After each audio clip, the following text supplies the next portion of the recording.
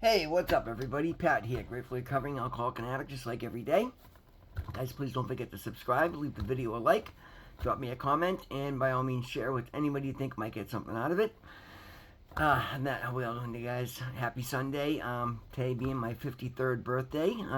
Yeah, great day. I got a good night's sleep last night because I knew I had a full day today, and I woke up and first of all, I pick up my phone. And even at 7 o'clock this morning, I already had multiple texts from people wishing me happy birthday, making plans to meet me at a meeting, just saying happy birthday. People were leaving them it's sometime after midnight last night, knowing I'd wake up to these texts. That felt amazing. I go on Facebook and I got, at 7 o'clock to 8 o'clock this morning, there's already like 75, 80 people wishing me happy birthday there. People reaching out on YouTube. Yeah, I mean that felt amazing, right? Like even last year I was in recovery, but I was just starting to build my network. So I look at the progression from last year. It was a celebration. Went out with my brothers. It was a great day. I look at this year, the increase in my life, the increase in my network, my friends, my relationships. Just like I'm filled with gratitude today, guys. Going out to dinner with the same restaurant with my brothers again tonight. One of my brothers posted, texted a picture we took together last year, and I'm amused because I look at myself in that picture, and I was, fairly proud of myself where I was at because I was already getting healthier. And I look at that picture now, and I'm like, oh my god, I look like I just stepped out of a concentration camp. I'm like, wow. And my brother actually posted the picture. He goes, Pat, look how much healthier you look now. That's 1 year. And it's shocking, right? I wish I could share the picture here, and I just can't wait to get the picture tonight to compare the two. Guys, life is good. So then obviously woke up in a great mood. So many people taking the time to wish me happy birthday. I go to the gym and I'm just, it's my Sunday morning. It's what I do. Well, since I set the record at 405 pounds a few weeks back, or about a month ago, I've been having a hard time getting back, even just to getting 4 plates up, 405. I mean, it's a lot of weight. And I understand, like, I got to be in good, I'm at my best to get my best up, obviously. So I went there this morning with no intention of even putting 4 plates back up. I just, let's see how it goes. Well, immediately as I'm working my way up, I'm like, wow, I feel really good today. I'm like, I could feel it coming. I'm like, this is going to be a new personal best. And I did. I just kept going, going, going, and I only went up to 410 pounds. But so it's only a 5 pound increase, is what I'm saying. Guys, on my 53rd birthday, I just bench pressed 410 pounds. Man, that feels so good. Like, I was just, yeah, like, oh, I felt good. I took a picture of that, took a picture of myself, and posted that to Facebook. And just left there feeling good. Recovery feels good because I'm doing the work, guys. So, from there, I went to a Sunday morning meeting, met a new friend, met current friends, met up with my sponsor. Awesome meeting, like really good meeting. Went and did some step work with my sponsor. Got out, as soon as I left there, I turned the ringer back up. Boom, immediately people hitting me up and wishing me happy birthday. Guys, I feel so plugged in today. I feel so just a success story in recovery. Had an amazing meeting with my sponsor. My sponsor gave me a big hug at the end of it and let me know. He's like, listen, he goes, I accepted you as a sponsee because I saw the work you're doing. He goes, but you have no idea. Even his wife, I guess we'll just call his wife. His wife Carol, they've been through some big stuff together, right? And I guess even Carol had commented to him about how good I was for him because of the positivity, and I make him happier working with me. And he works with a lot of sponsees and a lot of guys going through a lot of shit, and they're all doom and gloom. And my point being, guys, is when you bring joy to everything you do everything with intention, you just bring that best version of yourself. You never know how it's going to affect people and how you can light up somebody else's day and make somebody else's monotony or drudgery not look so bad. And they might start looking at theirs in a different outlook. And that makes me feel amazing today, guys. I absolutely love my life today. I'm so enjoying my birthday. It's pouring rain. It's a horrible day outside. It doesn't matter. Went out, got a breakfast, went and did some shopping. I'm like doing my video early so I can drive an hour to go have dinner with my brothers. So looking forward to that. So I can't wait to take a picture of the four of us together tonight and just to compare the two side by side because it's like even I look at myself right here, but I look at that picture and I'm like, wow, guy, Yeah, life is good, guys, but it's good because I do the work. I've done the work to make my life everything it can be. I'm not saying I'm anywhere there yet because I still have a long way to go, but that's amazing because that means the benefits and everything else, the relationships, the rewards will continue to come in because one thing I do is I do the work, guys. I'm not afraid to do the work, and nobody should be. Rewards come from work. We all want rewards. Do the work, right? And anyway, that's the title of, ironically, right? Guess what? That's the title of the Just for Today NA meditation reading we're going to go with today. So let's get into it. Do the work. So many times, addicts have sought the rewards of hard work without doing the labor. When we first came to recovery, some of us wanted everything and we wanted it right away. We wanted the serenity, the cars, the happy relationships, the friends, the closeness with our sponsor, all the things other people had gotten after months and years of working the steps and living life on life's terms. Excuse me.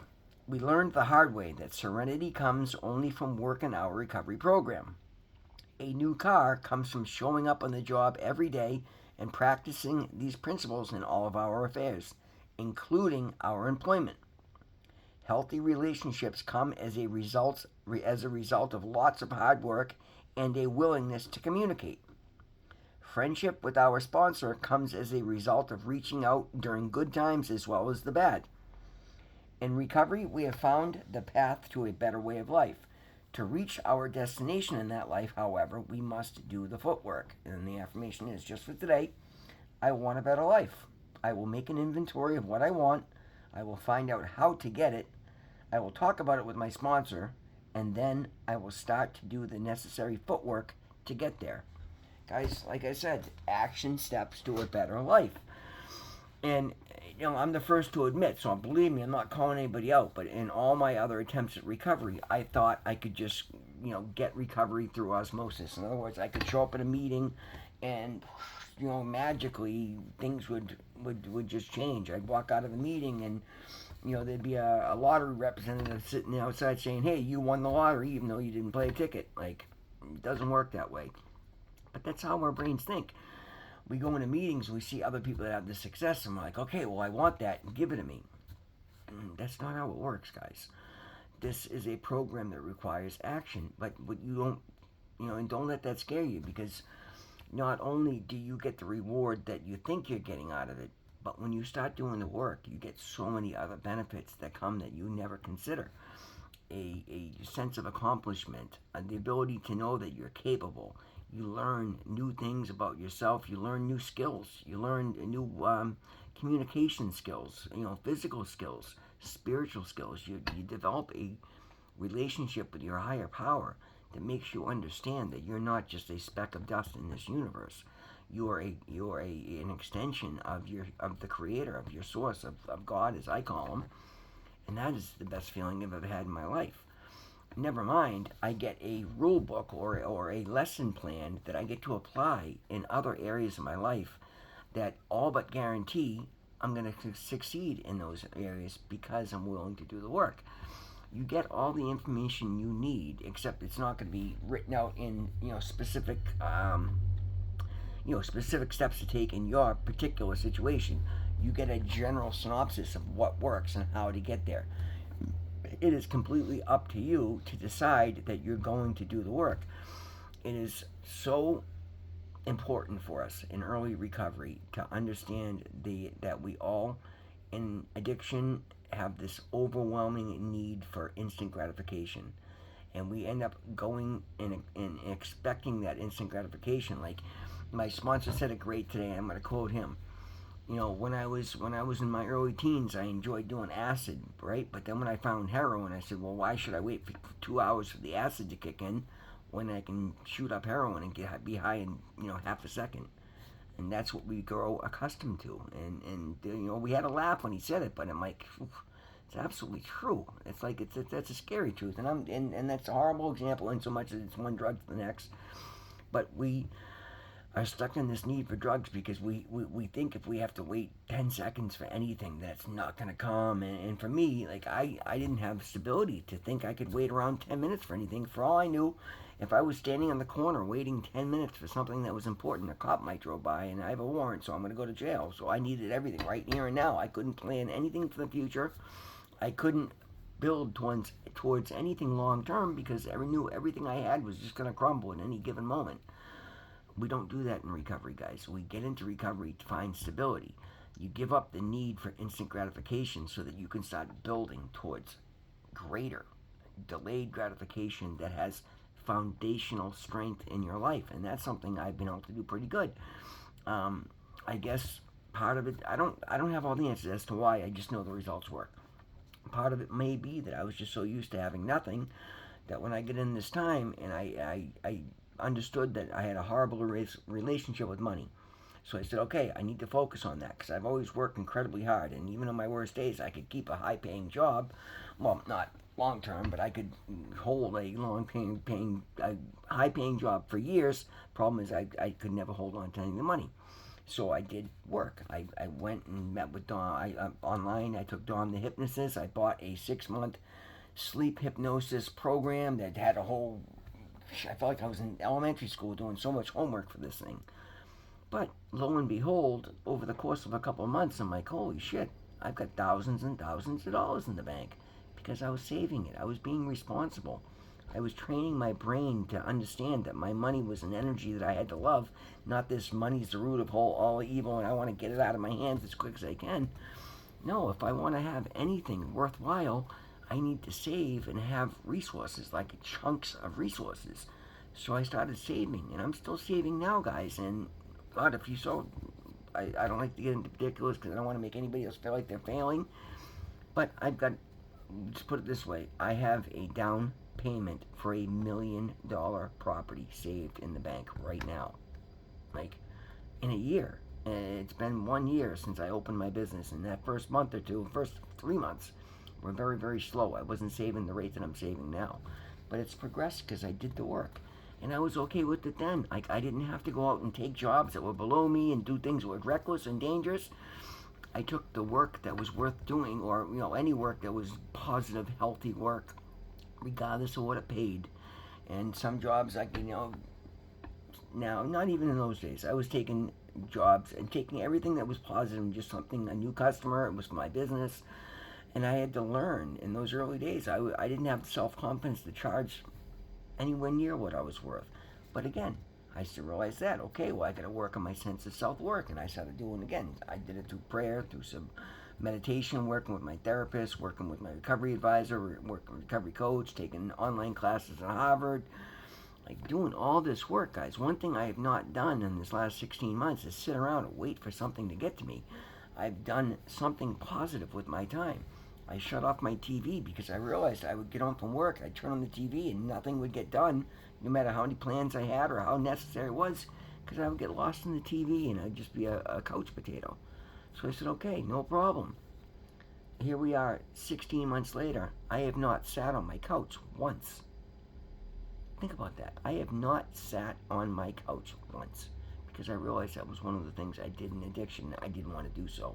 I found, and again, it's not about my couch isn't bad, but it's being the vegetative state, not getting things done. I learned to train myself to come in and do work. So now I come home from work, and no matter how exhausted I am, the first thing I do is turn on my computer, get out my notebook, I journal, and I start working on my video for the day.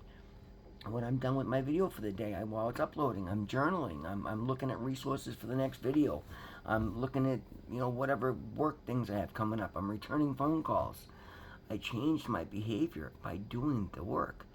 There are a lot of beautiful rewards in my life today, but every one of them has come from taking action in some way, shape, or form. And it didn't happen overnight, and I was okay with that.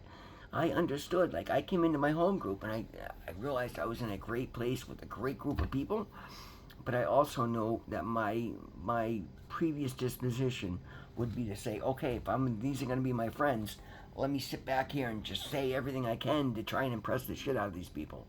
And I ended up looking like an idiot, like I always did. So I didn't. I came in, and I closed my mouth, and I listened.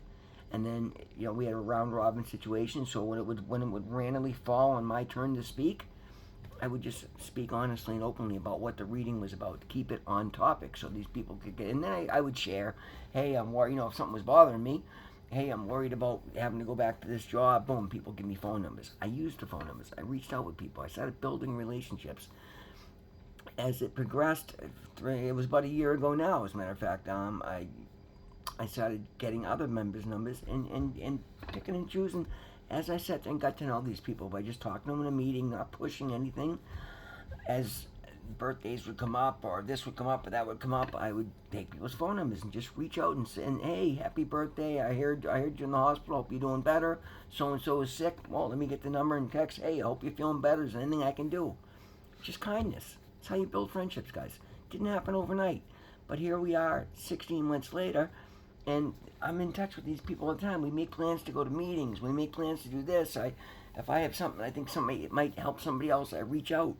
I do the work. I don't sit there and wait for anybody to come seeking me out to be my friend, and I don't go chasing anybody down either. But as I talked about recently, like I look at my Facebook notifications every day to find out whose birthday it is so I can wish people happy birthdays.